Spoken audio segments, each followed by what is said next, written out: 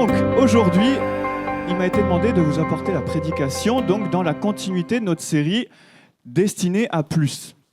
Donc, pour vivre pleinement notre identité et notre appel en Christ. Alors, aujourd'hui, on va parler beaucoup de puzzle. De puzzle. Ça va être une image qui va revenir tout au long de la prédication, vous allez voir. Donc ces trois images, j'espère que si, quand vous sortirez de l'église tout à l'heure, vous aurez ces trois images imprégnées sur le fond de la rétine. Comme ça, au moins, je suis sûr que vous aurez retenu la prédication. Donc on va revenir dessus. Donc ça, c'était une première digression. Donc je vais faire une deuxième digression à propos de quelques œuvres chrétiennes. Donc, il a été question, par exemple, on a entendu « Va vers toi » qu'il y a samedi prochain. On voit le culte aussi inter-église. Et en fait, vu que c'est dans le lien de la thématique, j'avais à cœur de pouvoir vous présenter quelques œuvres chrétiennes qui peuvent exister. Il y en a certaines que vous connaissez déjà. Alors, par exemple, je ne vais pas citer Every Nation Marseille, évidemment. Je ne vais pas vous faire cet affront-là. Mais si vous connaissez peut-être pas trop le ministère étudiant, il y a le groupe biblique universitaire, il y a le FEU, le foyer évangélique universitaire, ou encore Agapé Campus. Donc le FEU, c'est un ministère purement français, les autres sont des ministères internationaux. On a aussi des missions, on a Opération Mobilisation, OM, on a France pour Christ, FPC, tout en haut, qui est une mission française, Every Nation, pareil, qui est une mission internationale. On a aussi des missions humanitaires, comme le service d'entraide et de liaison, en haut, le CEL, ou encore Samaritan Spurs, qui est une mission humanitaire internationale. Après, vous connaissez aussi du coup la CLC, qui n'est pas très loin d'ici, donc qui est une librairie chrétienne, ainsi que le BLF Store aussi, où vous pouvez trouver de super affaires pour des livres. Alors, promis, je ne touche aucun pourcentage si vous achetez des livres au-dessus. Il y a deux dernières œuvres que j'aimerais vous présenter qui sont un peu particulières. La première, c'est Porte Ouverte, tout en haut. Porte Ouverte est une association internationale écuménique qui, en fait, s'intéresse à la persécution des chrétiens. Et en fait, c'est le premier interlocuteur international pour avoir des infos sur la persécution que les chrétiens subissent au quotidien. Et donc, hier, par exemple, on a eu inter-église, une course sponsorisée, justement, pour pouvoir réunir des fonds pour donner à des chrétiens dont les maisons ont été détruites en Asie du Sud-Est. Et donc, comme ça, il y a plus de 5 000 € qui ont pu être récupérés, par exemple. Et la dernière, c'est très particulier, c'est le rond brun avec un cercle vert au milieu. Je sais qu'il y en a certains qui connaissent ici. En fait, ce sont les éclaireurs évangéliques de France. En gros, c'est la branche scout où nous sommes engagés avec Marie. Donc c'est un travail auprès des jeunes, que ce soit plutôt des enfants ou des ados. Si jamais vous avez à cœur, on recrute toujours. Si jamais vous cherchez un endroit où vous investir, on recrute toujours. Si vous voulez des infos, vous pouvez venir nous voir après. Ou même sur d'autres associations ou œuvres par ailleurs. Donc voilà, je vous montre ces œuvres parce que vous allez comprendre en quoi ça va s'inscrire dans la prédication par la suite. Alors, on va commencer une troisième digression. Tu peux avancer. Conserver le paradoxe. Là, vous êtes censés tous me regarder avec des yeux grands et personne qui comprend. Et je crois que c'est un des moments que je préfère, j'avoue. C'est comme les élèves. Quand on leur sort un truc comme ça, ils nous regardent, ils ne comprennent pas et c'est très fun, j'avoue. Alors, quand on lit la Bible et quand on l'étudie, eh ben, en fait, il y a des choses qui nous dépassent, qui dépassent notre pauvre petit intellectuel. Et en fait, on est obligé juste de les accepter par la foi. Il y a des choses, franchement, on ne comprend pas. Et donc, je vais vous donner quelques exemples. Voici quelques exemples comme ça d'apparentes contradictions qu'on peut trouver dans la Bible. Le fait que Dieu soit trinitaire, donc Père, Fils, Saint-Esprit, et en même temps qu'il soit unique, 1 fois 3, 3 fois 1, comme on veut. Le fait que Jésus soit pleinement Dieu, et pleinement homme. En général, ces deux premières affirmations posent beaucoup de problèmes à nos amis musulmans d'ailleurs. Et le troisième, c'est celui qui va nous intéresser, c'est le fait que l'on soit sauvé individuellement et le fait que l'on soit sauvé collectivement. Pourquoi est-ce que je vous dis ça ? Parce qu'il y a des choses, si on tire trop d'un côté, on va être déséquilibré. On va penser tout comprendre, mais en fait, on va tordre la vérité de la parole. Si on va de l'autre côté, on va faire la même chose.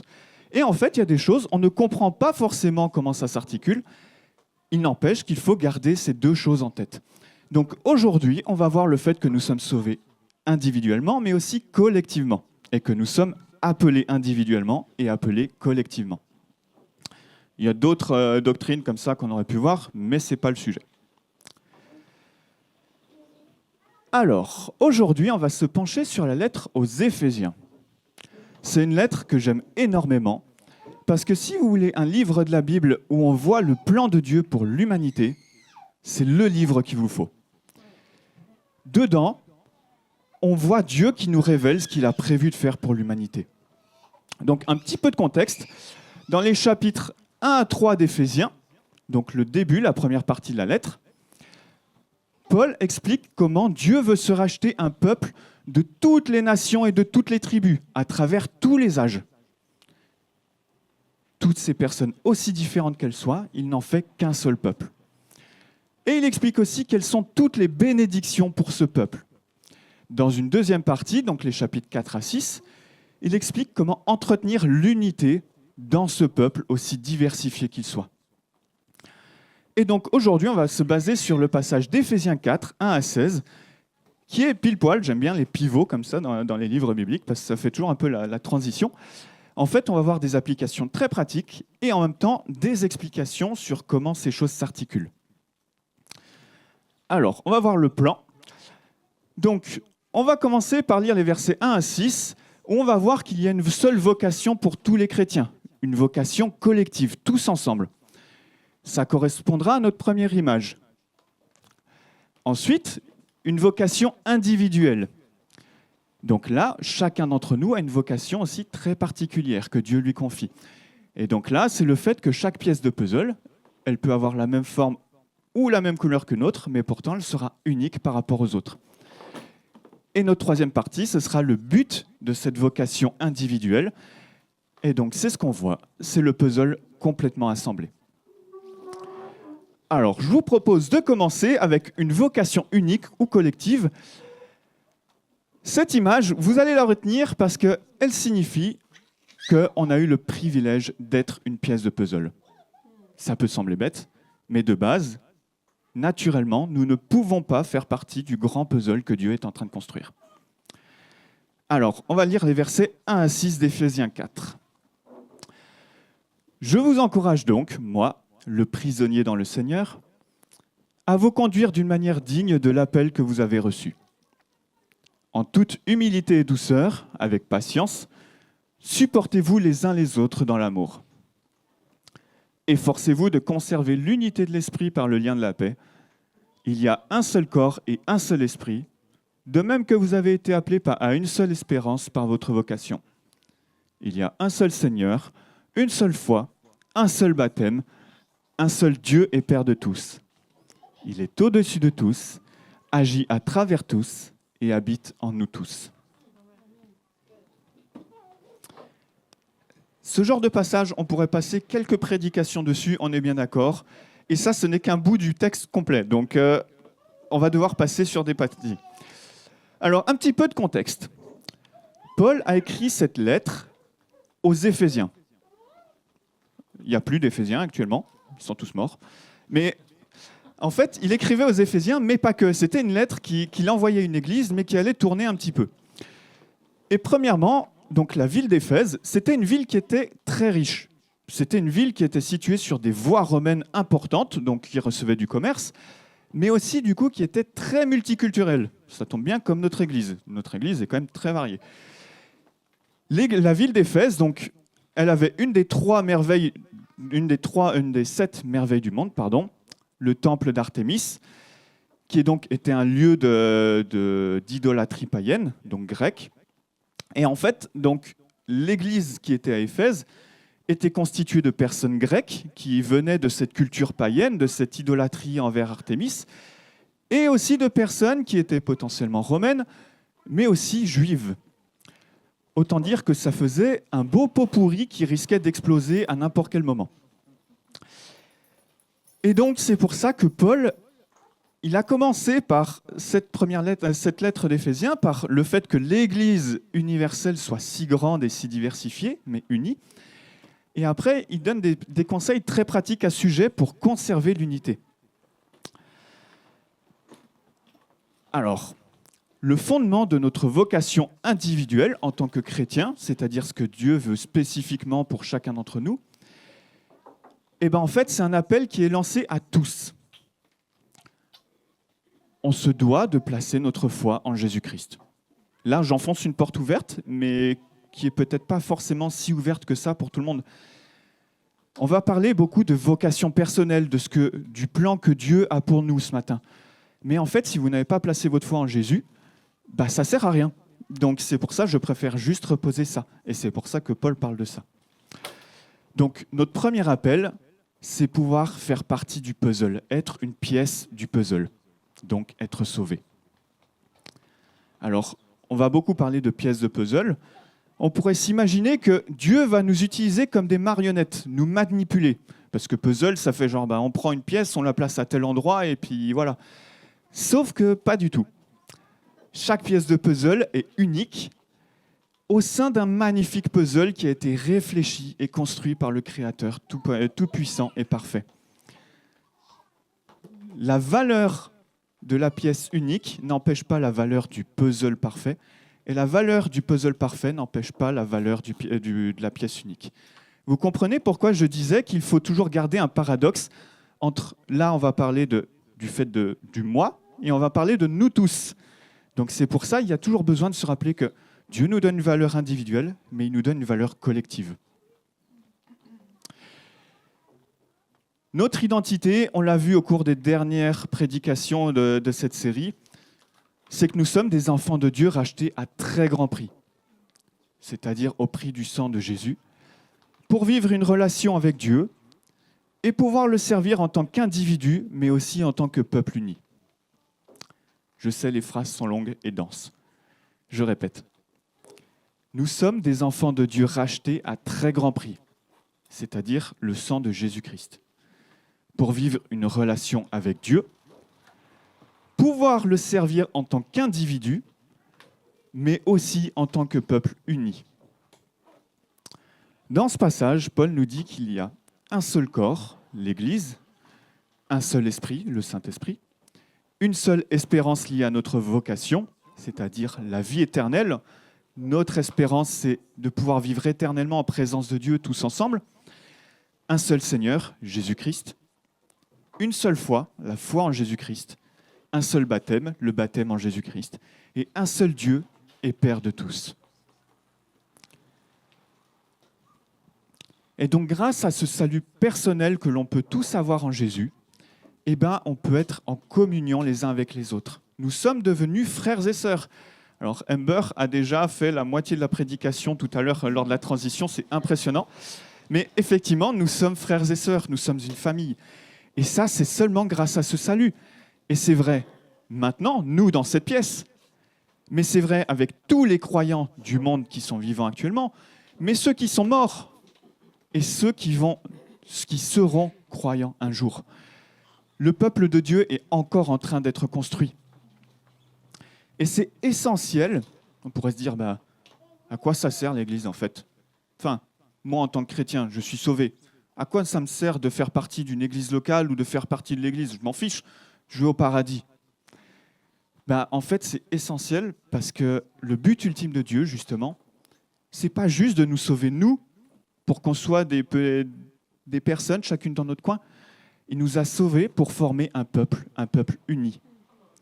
Et donc, le négliger, ça revient à négliger ce qui a tellement de valeur aux yeux de Dieu.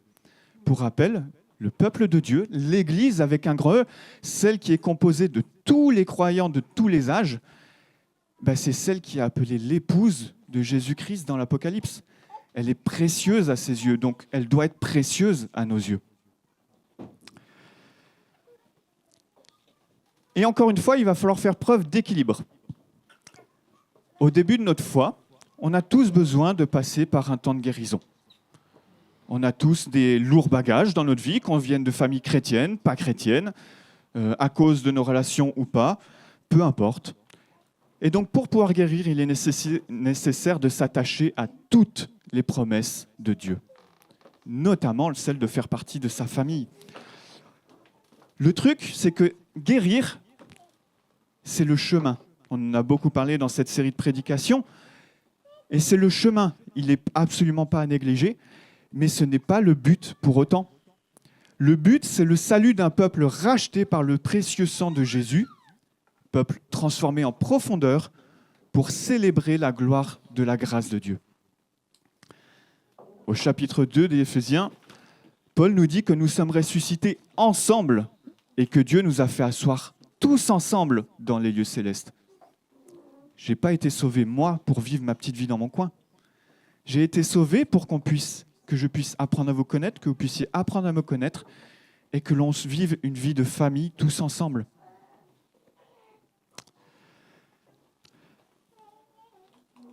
Une phrase, si vous voulez, vous pouvez la retenir.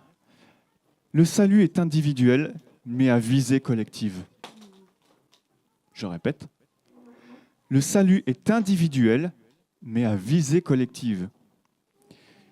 Individuel parce qu'on a la chance de devenir une pièce aimée du puzzle, donc d'être sauvé, d'appartenir à Dieu.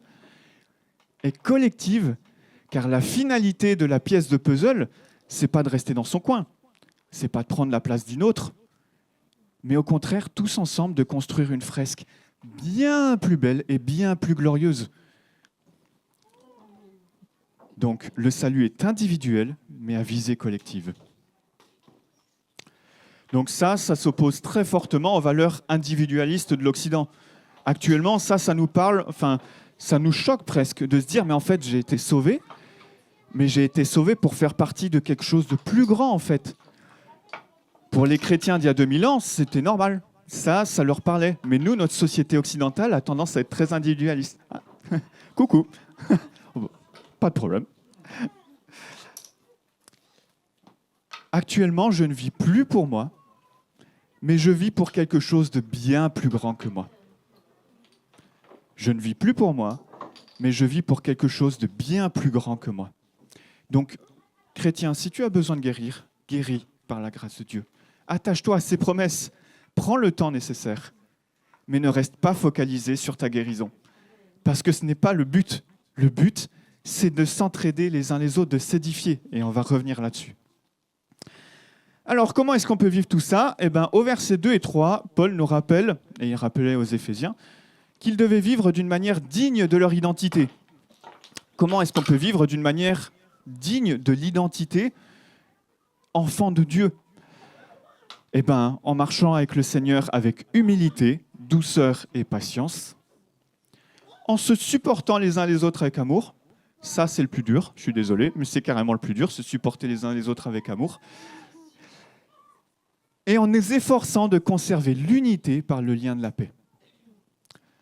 Parfois, on peut s'imaginer que pour pouvoir vivre notre identité, on a besoin de faire des grandes choses, d'être fort, d'être grand.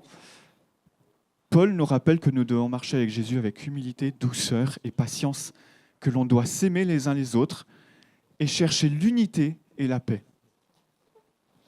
Ça, encore une fois, ça s'oppose fortement aux valeurs de notre culture. Alors, je vous laisse 2 questions. À quoi est-ce que tu es appelé en tant que chrétien ou chrétienne ? Quelle est la vocation que Dieu nous donne à tous, mais que chacun doit vivre ? Donc, ce salut collectif. Et actuellement, dans ta vie, personnellement, est-ce qu'il y a des choses qui t'empêchent de vivre pleinement cette vocation à l'unité dans l'Église ? De la rancœur, de l'amertume, un non-pardon ? Y a-t-il des attitudes des versets 2 et 3 que tu aimerais voir encore plus développées dans ta vie ? Ces questions, je vous les donnerai aussi dans le canevas pour les petits groupes qu'il y aura cette semaine, donc on aura le temps de se repencher dessus, si jamais vous n'avez pas le temps de les... Mais ça peut déjà commencer à faire cogiter. Alors maintenant qu'on a vu cette vocation tous ensemble, on va voir la vocation individuelle. Vous voyez, il y a des pièces qui ont la même forme mais pas la même couleur, ou la même couleur mais pas la même forme. Autrement dit, chaque pièce est unique. Même si certaines peuvent se ressembler, chaque pièce est unique. Alors, on va lire les versets 7 à 11. Cependant, à chacun de nous, la grâce a été donnée à la mesure du don de Christ. À chacun de nous, La grâce a été donnée à la mesure du don de Christ. C'est pourquoi il est dit, il est monté sur les hauteurs, il a emmené des prisonniers et il a fait des dons aux hommes. Or, que signifie il est monté? Sinon qu'il est aussi d'abord descendu dans les régions les plus basses de la terre. Celui qui est descendu, c'est celui qui est monté au-dessus de tous les cieux afin de remplir tout l'univers. C'est lui qui a donné les uns comme apôtres, les autres comme prophètes, les autres comme évangélistes, les autres comme bergers et enseignants. Alors, dans ce texte, on voit 5 ministères particuliers, prophètes, évangélistes, enseignants, bergers, pasteurs, et puis apôtres ou missionnaires, selon les traductions. Ce n'est pas le point de notre texte, ce n'est pas le but de notre texte. On ne va pas se focaliser là-dessus.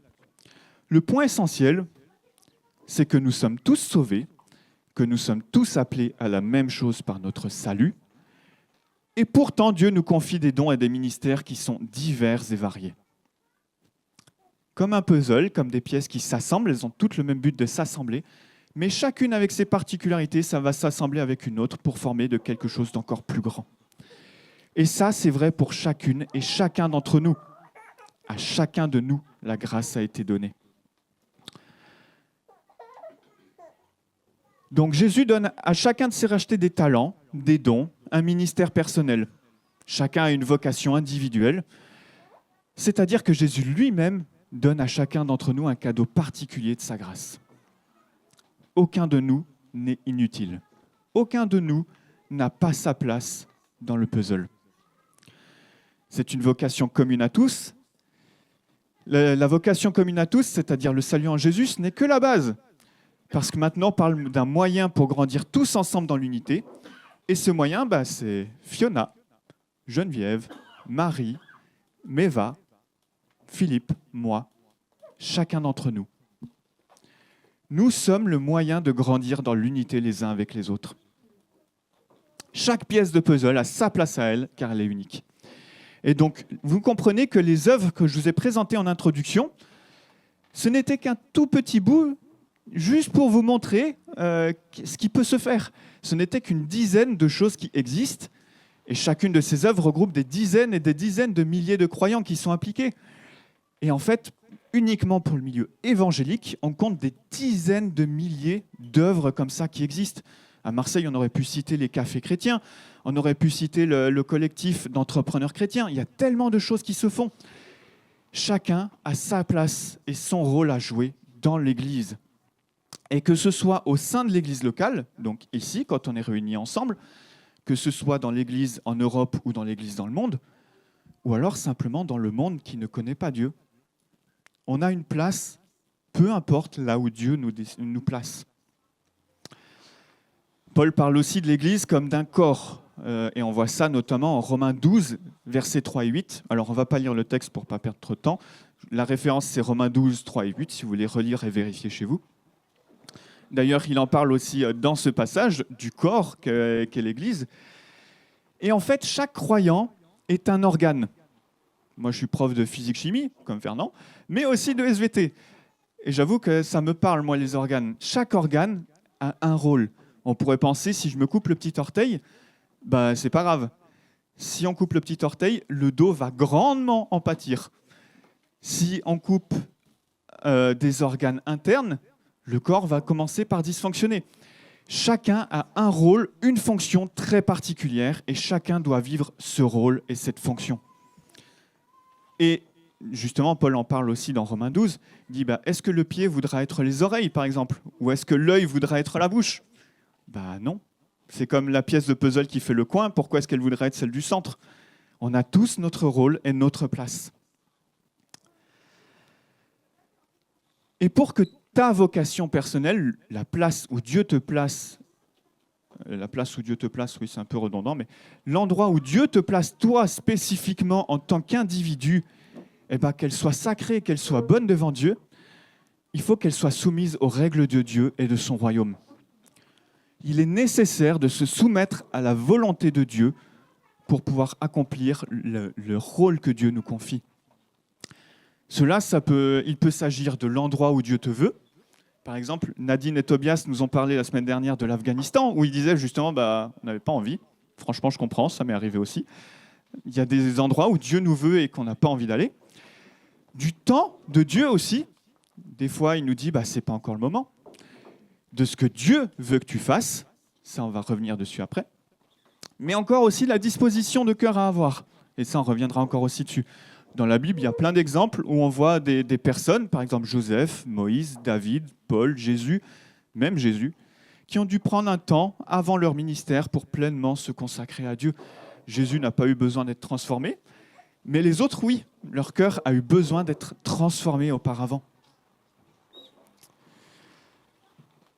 Et donc, un ministère, qu'est-ce que c'est ? Est-ce que c'est être évangéliste, prophète, missionnaire / apôtre, enseignant ou pasteur ? Est-ce que c'est uniquement ça ? Alors, il faut bien reconnaître que naturellement, on est attiré par ce que je vais appeler des dons bling-bling. Typiquement, là, je suis à une place d'un don bling-bling, vous voyez ? Ceux qui sont devant, qui attirent l'attention, qui naturellement ont tendance à nous valoriser. Ceux-là, on aura tendance à vouloir aller vers eux. Là, il y a l'enseignement, mais il pourrait y avoir la louange, être évangéliste. Parce que qui ne se dit pas, mais j'aimerais bien avoir ce courage, ce zèle en permanence. Mais en fait, peut-être que ce n'est pas là où Dieu te veut. Et si on regarde à nos cœurs, on est naturellement moins attiré par les services plus humbles et discrets. Oui, le ménage, c'est aussi important. Et c'est pour ça que du coup, il y a un planning de ménage, par exemple. Mais attention, c'est pas parce que certains sont appelés au ménage et vont le faire fidèlement qu'il faut pour autant s'enorgueillir de faire le ménage fidèlement et que les autres ne font pas forcément le ménage. Chacun a son rôle à jouer. Et tous les bons sont dons utiles et nécessaires. Donc le ménage, l'école du dimanche ou d'autres services sont tout aussi importants. Et si vous voulez savoir comment est-ce que je peux vivre mon don ou mon service correctement, c'est simple. Le don et le service, on les fait en imitant Jésus. Donc quand je le fais, si je sers par exemple, que ce soit en prêchant, en faisant l'audiovisuel ou en lavant le sol, si je le fais et que je ressemble davantage à Jésus, alors c'est bingo, j'ai gagné. Si par contre je fais même juste le ménage et en fait que je suis en colère contre mon frère qui n'a pas fait le ménage et que dans mon cœur, en fait je suis en mode lui il fait jamais rien ou autre, peut-être qu'il y a quelque chose à travailler dans mon cœur en fait. Vous voyez ce que je veux dire ? Et en plus, notre appel, notre vocation, nos dons ne sont pas forcément dans l'Église. Il y en a certains qui ont un vrai don pour le travail. Et en plus, on est tous appelés à avoir un pied dans le monde. Chaque chrétien est appelé à être une lumière dans ce monde. Donc oui, peut-être que Dieu t'appelle à faire le ménage, que ce soit à l'église ou au travail. Peut-être qu'il t'appelle à être PDG d'une grande boîte. Peut-être qu'il t'appelle à être fidèle dans ton travail toute ta vie sans que tu ne vois le moindre fruit, comme le prophète Jérémie, qui a prêché pendant 40 ans la repentance à Israël, sans qu'il y ait eu de repentance du peuple. Oui, Dieu t'appelle peut-être à être le prochain Charles Spurgeon, appelé le prince des prédicateurs. Ses prédications ont amené des dizaines de milliers de personnes au salut par la grâce de Dieu. Une seule personne, il avait 22 ans. Oui, peut-être que Dieu t'appelle à être une des centaines de personnes qui priaient chaque dimanche dans le sous-sol de l'église de New Park Street Chapel à Londres, pendant que Charles Spurgeon prêchait. Aucune de ces personnes n'a un nom connu. Et pourtant, leur fidélité a été la base du réveil produit par la grâce de Dieu. S'il n'y avait pas eu ces gens qui priaient, est-ce qu'il y aurait eu ce réveil ? J'en suis pas sûr. Et il y a des gens qui prient avec ferveur ici. Et je trouve que c'est un magnifique ministère que de prier. Parce qu'il y a bien une chose qui n'est jamais perdue dans la vie, c'est de prier. Donc, moi, ça m'encourage vraiment de voir qu'il y a des gens qui prient en permanence, parce que c'est grâce à ça que les choses bougent. Donc, qui sait, peu importe ce à quoi Dieu vous appelle. Je ne suis pas à votre place. Je ne vous connais pas tous personnellement. Mais tant que vous marchez avec Dieu dans sa direction à lui, vous servirez l'Église, même si c'est en étant dans le monde. Et Miles Monroe nous dit « Le but sans alignement sur le royaume de Dieu et ses valeurs conduit à la gloire de soi-même. » Ça pique. Le but sans alignement sur le royaume de Dieu et de ses valeurs conduit à la gloire de soi-même. Toujours besoin de se soumettre à la volonté de Dieu. Et si tu as un doute de savoir où est-ce que Dieu t'appelle personnellement, rappelle-toi que ton premier appel, c'est d'être chrétien. Et être chrétien, ça veut dire être une bénédiction pour ce monde, ce pays, cette culture. J'aime la France, j'aime ma culture, et j'ai envie de la voir tourner vers Dieu. Et donc, on est appelé à être un peuple d'enfants rachetés qui s'aiment, qui veulent se servir mutuellement et servir Dieu en toutes choses. Et Bill Johnson nous dit, ton appel n'est pas juste au sein de l'Église, il est dans la culture. Donc si tu cherches, mais qu'est-ce que Dieu veut de moi ? Dans ton travail, dans ta famille, dans ton Église, sois fidèle dans ces choses. Parce que c'est là où Dieu te veut en fait. Peut-être qu'il te donnera un appel particulier. Je ne suis pas Dieu, et je ne le dirai pas. Et justement, je sais qu'il le fait. Mais il n'empêche que notre appel à tous, c'est d'être fidèle avec ce qu'il nous confie. Et si jamais tu as un doute de savoir vraiment, mais peut-être est-ce que Dieu veut me donner un appel ? Demande-lui. Il est fidèle, il te répondra. Alors, 3 questions, pareil, on va juste les lire et on va passer rapidement dessus. Vous pourrez méditer dessus cette semaine. À quoi es-tu appelé personnellement ? Qu'est-ce que Dieu met sur ton cœur pour servir et aimer ? Connais-tu les dons et talents que Dieu te confie ? As-tu reçu un appel spécifique peut-être ? Et considères-tu le travail, la famille, l'investissement dans l'église locale comme autant de ministères que Dieu te confie ? Et parfois, il est bon de sacrifier certaines choses pour ne pas négliger des priorités, négliger la famille, négliger le travail ou autre. Ok, alors, on va pouvoir passer à la dernière partie, promis, ça va aller un peu plus vite. Notre 3e partie, c'est donc le but de notre vocation individuelle, ce don, cet endroit où Dieu veut nous placer spécifiquement chacun, pour pouvoir former un puzzle complet. Alors, je n'étais pas censé la citer, mais je crois que je vais la citer quand même. Marie est une grande fan de puzzles. Elle peut construire des puzzles pendant des heures et des heures. Moi, ce n'est pas forcément un truc qui me passionne, mais elle adore ça. Et elle peut faire des puzzles de 5000 pièces, des trucs mais impressionnants. Ça va lui prendre des heures. Et une fois que c'est fini, elle le casse et elle le range. Parce que sinon, je vous garantis, des puzzles, ça prend vite de la place. Par contre, le puzzle que Dieu est en train de faire, lui, ne sera jamais détruit. Et on voit ça en Apocalypse 21 et 22, où on voit l'Église de Dieu qui, au contraire, sera rayonnante et éternellement rayonnante, éternellement stable et fondée. Dieu est en train de faire un puzzle, on a notre rôle à jouer dès maintenant pour quelque chose qui ne finira jamais. C'est très long à faire, ça fait déjà des milliers d'années que ça a été commencé, c'est encore en cours et ça va continuer. Alors, on va juste lire les versets 1 à 6. Non, pas 1 à 6, pardon. 12 à 16. Je me suis trompé. Il l'a fait pour former les saints, donc il l'a fait, c'était donner des dons spécifiques, pour former les saints aux tâches du service en vue de l'édification du corps de Christ, jusqu'à ce que nous parvenions tous à l'unité de la foi et de la connaissance du Fils de Dieu, à la maturité de l'adulte, à la mesure de la stature parfaite de Christ. Ainsi, nous ne serons plus de petits enfants, ballottés et emportés par tout vent de doctrine, par la ruse des hommes et leur habileté dans les manœuvres d'égarement. Mais en disant la vérité dans l'amour, nous grandirons à tout point de vue vers celui qui est la tête, Christ.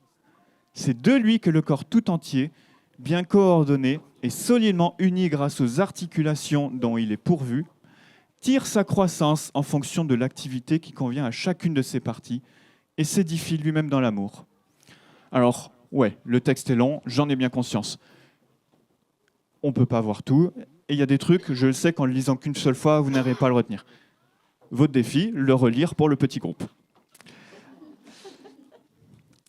Ce que je peux vous dire, c'est que le but du salut, ce n'est pas d'être focalisé sur soi, on en a déjà parlé, mais d'édifier l'Église afin que chacun soit transformé à l'image de Jésus-Christ. On doit viser l'unité de la foi et la connaissance du Fils de Dieu. Comment est-ce que c'est possible ? En s'aimant les uns les autres, et notamment par le service. C'est ainsi que Dieu construit son peuple. Ça arrive.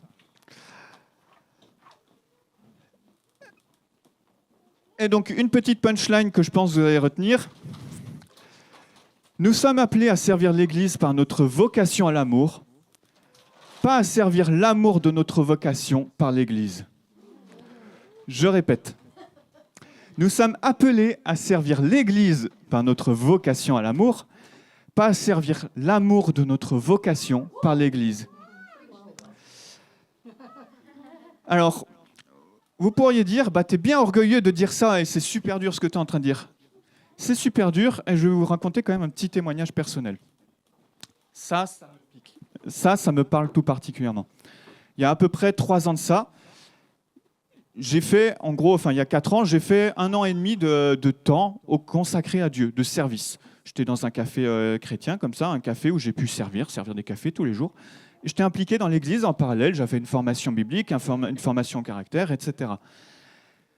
Au bout d'1 an et demi, parce que vraiment je me suis épanoui et je sentais que ça pouvait être ma place, je me suis dit, et si pourquoi pas je rejoignais en fait une équipe missionnaire, donc de la mission France pour Christ que je vous ai présentée.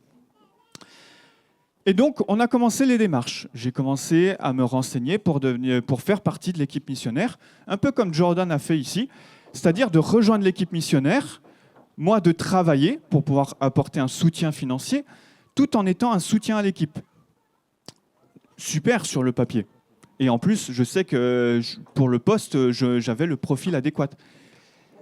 La réalité, c'est que je voulais rejoindre une petite église que j'apprécie particulièrement. Une petite église découragée, qui vit des choses pas forcément évidentes. Et puis ça fait des années, ils ont du mal à voir les choses qui avancent. Et en fait, en me disant que j'allais rejoindre cette équipe missionnaire, j'avoue que je cherchais mon identité. Ni plus ni moins, je me suis cru le sauveur de cette église. Je pensais qu'en rejoignant cette équipe, j'allais être celui qui allait relever la barre. J'allais être celui qui, par ses dons, par ses capacités, par son tempérament, allait pouvoir changer les choses. Là, le Seigneur m'a arrêté, il m'a dit « Stop. Là, tu vois, ton cœur, ça, ce n'est que de l'orgueil. Et c'est pas bon. » Et il a fallu que je renonce à ça. Toutes les portes étaient ouvertes, hein. Toutes les portes. Il a fallu que je renonce à ça, parce qu'en fait, je savais que devant Dieu, je n'étais pas en règle à cause de ça. Et Dieu m'a demandé de renoncer à ça. Du coup, je me suis retrouvé juste prof. C'était pas prof dans une équipe missionnaire, c'était juste prof. Et au final, je suis arrivé ici à Marseille. Mais parfois, Dieu nous demande de faire des sacrifices par rapport à une vocation ou autre, parce qu'en fait, on peut privilégier cette vocation au-delà de l'amour pour Dieu ou de l'amour des frères et sœurs. Et un dernier petit rappel, c'est qu'en 1 Corinthiens 13, pareil, on ne va pas l'afficher parce qu'on n'a pas trop le temps, les dons vont passer. On oublie, mais les dons d'enseignement, de foi, de prophétie, les évangélistes, la guérison, tout ça, ça va passer. Dans l'éternité, il n'y aura plus. Peut-être ça va en choquer certains, mais vous pourrez relire le texte d'1 Corinthiens 13. Mais les dons vont se terminer. Qu'est-ce qu'on a à enseigner quand celui même qui est la connaissance est face à nous? Qu'est-ce qu'on a à guérir quand celui même qui est notre guérison est face à nous? Qu'est-ce qu'on a à enseigner quand ce que l'on enseigne est devant nous? Pourquoi encore avoir des prophéties alors que tout est révélé? La seule chose qui va subsister, c'est l'amour. Et c'est la fin d'1 Corinthiens 13. Et justement, Paul parle des dons spirituels, chapitres 12, 13 et 14. Le cœur du passage, il rappelle, c'est l'amour. Et la finalité des dons, ça va disparaître, mais l'amour va subsister. Donc j'insiste, si vous cherchez votre vocation, votre première vocation, c'est l'amour. Car tout ce qu'on doit faire, ça doit servir à l'édification de l'Église. Donc 2 dernières questions. Avais-tu déjà réalisé que le but de ton salut personnel est de faire grandir l'Église en attendant le retour du Seigneur? Tu as ton rôle à jouer pour faire grandir l'Église. Y a-t-il des dons, des ministères auxquels tu aspires, que Dieu te met peut-être à cœur? Mais pour quelle raison y aspires-tu? Est-ce que c'est pour aimer et servir? Est-ce que pour moi, comme ça m'est arrivé, même ici à Marseille aussi, c'est pour chercher ton identité? Est-ce que c'est pour être vu, pour être valorisé? Je n'ai pas de réponse et je ne répondrai pour personne. Mais chacun sait devant le Seigneur ce qu'il en est. Donc, en conclusion, je vous laisse une dernière petite conclusion. L'Église est le but final du plan de Dieu pour l'humanité. Vous vouliez savoir ce que Dieu va faire à la fin des temps? L'Église. Ce qui a été gâché depuis toute éternité, c'était l'Église. Donc moi, je me pose même la question pour moi et pour nous tous. Comment puis-je m'intégrer à l'Église, m'investir pour l'aider à grandir, par la grâce seule de Dieu et pour sa gloire seule?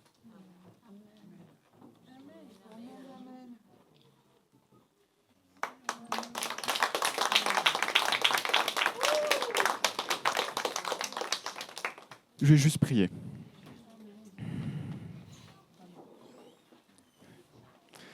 Père éternel, ta sagesse est infinie. Quand on se penche sur tes plans de salut pour l'humanité, ça dépasse notre imagination, ça dépasse notre pauvre petite intelligence. Et franchement, on a du mal à voir tout ce plan que tu accomplis depuis des milliers d'années pour te racheter un peuple qui va être ensemble pour toute éternité devant toi, racheté par Jésus-Christ.